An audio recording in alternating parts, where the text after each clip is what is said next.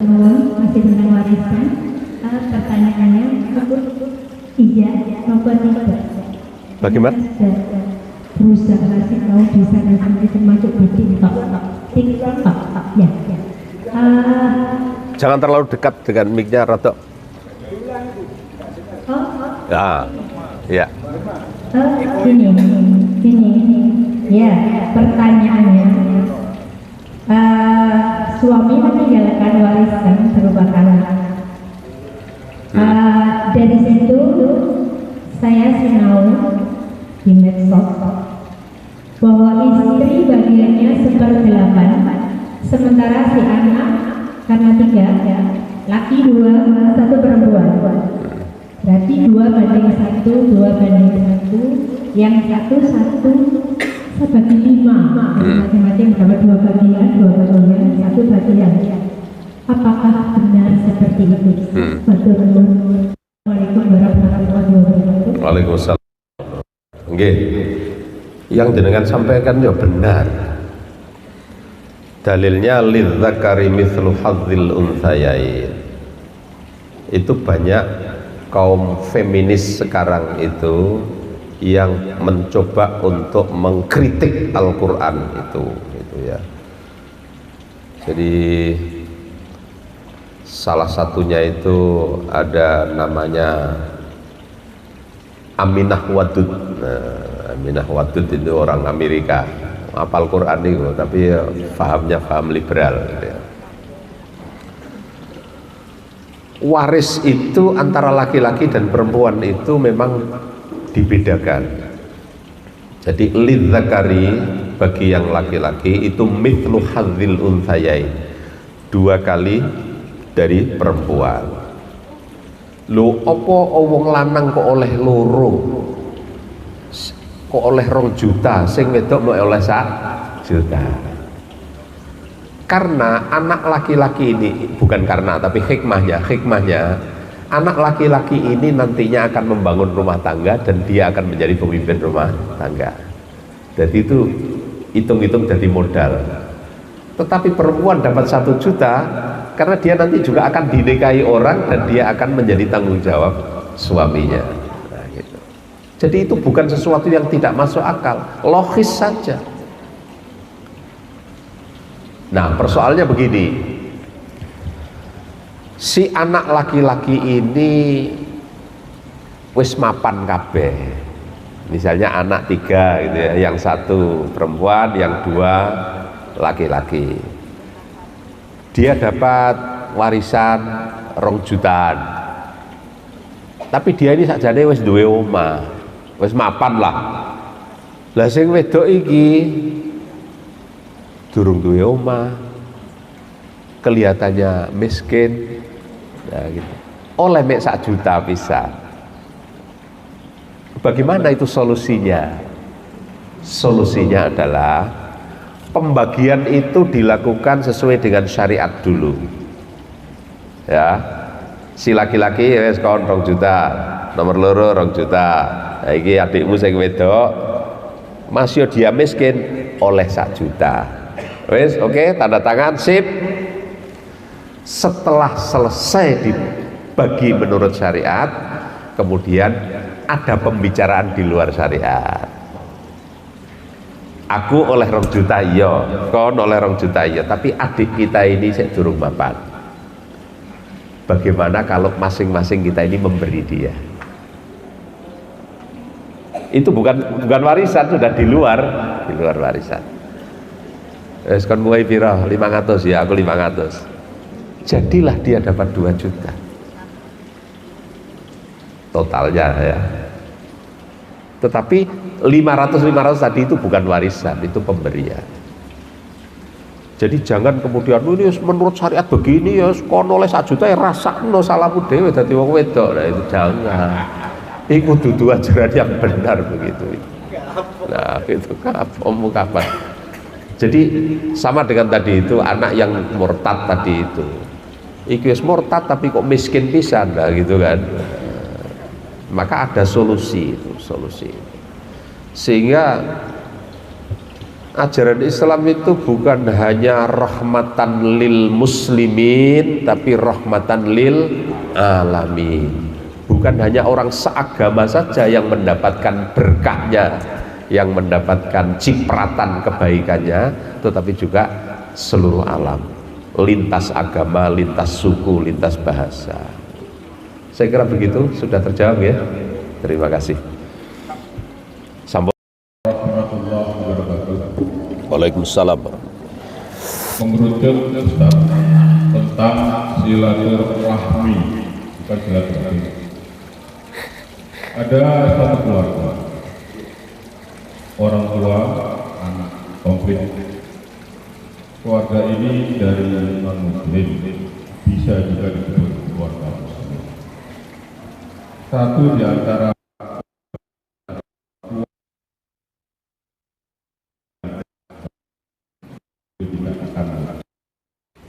bagaimana kita mensikapi silaturahmi itu. Berikut dengan doa apa yang diberikan oleh anak kepada orang tua, dan tidak kalah pentingnya lagi bagaimana dengan pembagian ahli waris. Terima kasih. Assalamualaikum warahmatullahi wabarakatuh. Waalaikumsalam warahmatullahi wabarakatuh. Langsung dijawab atau nunggu ya? Langsung ya? Ya. Saya jawab yang terakhir tadi tentang waris itu ya. Ini kaitannya dengan hukum. Ada seseorang punya dua anak misalnya, yang satu muslim, yang satu murtad. Nah gitu. Dalam ketentuan waris ya, beda agama itu menjadi mahjub, penghalang terjadinya waris. Tidak boleh, dia tidak punya hak untuk mewarisi karena beda agama. Pertanyaannya, lah dia ini wong anak secara biologis, mosok gak oleh warisan. Itu bisa disiasati dengan hibah sebelum meninggal. Hibah itu sebelum meninggal ya. Wong tua wis loro-loron, dulure 5, sing 4 ya seagama lah, sing siji iki mecetat gitu ya, karena dia terpengaruh sehingga dia murtad ya. Dulurmu iku nah, iku tak wehi sawah sing pojokan iku. Itu namanya hibah, bukan warisan itu. Warisan terjadi kalau orang tua sudah meninggal, itu namanya warisan. Tapi kalau sebelum meninggal itu namanya hibah. Nah, tetapi hibah harus disaksikan oleh dulur-dulur yang ada. Gitu. Itu ya wasiat berbentuk hibah itu. Aku mau nikmati bagian sing sawah pojokan iku, nah iku tak kena dulurmu sing murtad itu. Nah, itu boleh. Tapi kalau tidak ada wasiat, tidak ada hibah, tidak ada apa, kemudian meninggal, maka dia tidak punya hak untuk menerima warisan karena beda agama. Gitu. Pertanyaan beliau banyak tadi. Yang kedua tentang bagaimana cara kita mendoakan. Nabi itu kalau menyampaikan doa kepada orang-orang non muslim itu adalah assalamu ala manittaba'al huda. Mudah-mudahan keselamatan bagi orang-orang yang mengikuti petunjuk Allah. Itu berisi doa supaya orang yang murtad itu kembali kepada ajaran yang benar. Gitu. Yang ketiga tadi adalah bagaimana cara kita bersilaturahim pada orang yang murtad tadi itu, beda agama. Ya tetap kita datangi, kita silaturahimi gitu. Dengan catatan tadi itu, dia sebagai dulur anak biologis ya tetap itu adalah kewajiban kita untuk menyambung. lalu kita doakan seperti itu. Nabi Nuh itu di antara sekian banyaknya anaknya itu kan ada yang mokong gitu ya, satu ya. Siapa namanya itu? Kan'an. Sampai Nabi Nuh itu berdoa kepada Allah, ya Allah, sesungguhnya dia ini anakku. Lah kalau saya naik kapal dengan orang-orang yang beriman lalu dia tenggelam bagaimana? Sesungguhnya engkau maha pengasih lagi maha penyayang. Jawab Allah, innahu laisa min ahli. Dia bukan ahlimu. Itu karena beda agama tadi itu. Nah, itu. Jadi kita tetap sebatas mendoakan. Nah, kemudian menyambung. Tetap kita sambung. Karena Nabi Nuh itu selalu berdoa supaya anaknya sing mokong itu bisa nurut. Nah, tapi yang memang qadarullah seperti itu ya. Nah, gitu. Nah, dalam hal ini memang kewajiban kita itu berbuat baik, beribadah kepada Allah, mendekatkan diri kepada Allah, beribadah sesuai dengan tuntunan Allah. Kita tidak tahu apa yang akan terjadi di depan kita. Nabi Nuh tidak pernah tahu bahwa akan terjadi banjir bandang, tapi dia diperintahkan oleh Allah membuat kapal. Bahkan diejek oleh umatnya. Kok niku lha opo, panas-panas gini kok gawe kapal, gawe perahu. Nabi sendiri tidak tahu bahwa nanti akan terjadi banjir bandang yang luar biasa. Tapi dia sudah, ya karena perintah Allah ya sudah, jalan. Nabi Ibrahim tidak tahu bahwa dia nanti itu akan dibakar, bahwa dia nanti itu akan dicemooh oleh orangnya, oleh kaumnya. Tapi dia berbuat baik. Nabi Musa tidak tahu bahwa nanti akan terjadi pertentangan para ahli sihir, dan dia tidak tahu bahwa tongkatnya itu nanti akan bermanfaat. Itu tidak tahu kan, bisa menelan ular-ular yang dibikin oleh para ahli sihir. Dan Nabi Musa tidak tahu bahwa nanti itu tongkatnya akan mampu membelah lautan. Tidak tahu dia.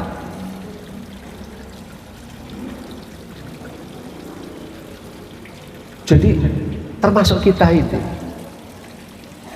pokoknya kita berusaha berikhtiar yang baik, mendekatkan diri kepada Allah. Apa yang kita bisa lakukan? Kita tidak tahu ke depan kita ini akan menjadi apa. Jangan-jangan saya nanti terpilih jadi presiden. Ya meskipun secara akal ya tidak mungkin ya, tetapi Allah memberikan banyak peluang. Walladzina jahadu fina lanahdiyannahum subulana. Siapa yang tekun, siapa yang bersungguh-sungguh mendapat ridha Allah, siapa bersungguh-sungguh beribadah, jahadu, bersungguh-sungguh, lanahdiyannahum subulana. Kata Allah, aku akan menunjukkan subulana. Subul itu jamak dari sabil, jalan. Tidak ada manusia yang tidak punya masalah. Ono ay masalah. Tapi kalau kita betul-betul beribadah, takwa kepada Allah, Allah akan menunjukkan subul. Subul itu alternatif, jalan keluar menghadapi persoalan. Jadi ketika kita berbuat baik itu jangan durung apa-apa wis arep-arep yang macam-macam. Ya sudahlah, kita ini sebaik mungkin itu aja. Seperti nabi-nabi. Nabi Muhammad tidak tahu bahwa kota Madinah itu nanti menjadi mercusuar tempat berkembangnya Islam di seluruh dunia. Tidak tahu kan?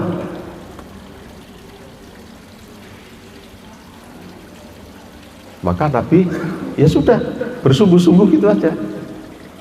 Ketika beliau hijrah ke Madinah, Dia melakukan 4 kegiatan terkenal. 1, merubah kampung Yasrib menjadi Madinah Al-Munawwarah. Seorang pimpinan harus berani begitu. Ketua ranting, bagaimana saya membuat perubahan sehingga bisa dirasakan oleh umat manusia. Nah, saya menjadi ketua ranting Aisyah, bagaimana periode saya ini ada sesuatu peninggalan yang membanggakan. Nabi itu pendatang, kampung sing kumuh dirubah menjadi Madinah. Luar biasa. Yang kedua, mendirikan masjid. Nabi waktu pindah ke Madinah itu kan ora roh iki nginep nok ndi aku iki. Nek kontrak omahe sapa, hotel durung ono. Tapi yang dipikirkan bukan tempat tinggalnya, sing dipikirno ya apa saya datang ke Madinah membuat center kegiatan, mengumpulkan orang. Maka masjid pilihannya. Jadi penguatan ideologi dalam bahasa kita di persyarikatan, di Muhammadiyah, itu perlu ada center kegiatan. Nah, bisa di komplek perguruan Muhammadiyah, bisa di masjid. Luar biasa Nabi. Dulunya tidak pernah berpikir seperti itu. Yang ketiga, mempersaudarakan kampung-kampung yang suka cekcok. Suka cekcok. Zaman jahiliyah itu sudah biasa, perang antar kampung. Nah, sisa-sisanya itu kadang-kala ada di zaman kita ini. Orang Karangpilang itu lebih merasa hebat daripada orang Jambangan, daripada orang Kebraon, gitu ya. Ranting Kebraon lebih sip daripada ranting yang lain. Jangan merasa paling baik, tapi kita bersaudara. Nah, itu dilakukan oleh Nabi. Suku Hasrat yang dikenal memusuhi, atau orang Muhajirin dan orang Ansar dipersaudarakan. Jadi ideologinya kuat, kompak, satu barisan. Maka yang terakhir, yang keempat, Nabi berani melakukan negosiasi dengan kelompok-kelompok di luar Islam. Karena apa? Barisannya sudah kuat, akidahnya sudah mantap, maka dia berani. Wahai orang Yahudi, wahai orang Nasrani, wahai ubadil wathan, para penyembah berhala, saya ini datang dari Mekah ke Madinah. Saya ingin mengajak Anda semuanya berbuat baik, membangun kampung yang baik di Madinah itu. Mereka setuju, dipercaya, muncullah kemudian piagam Madinah yang terkenal.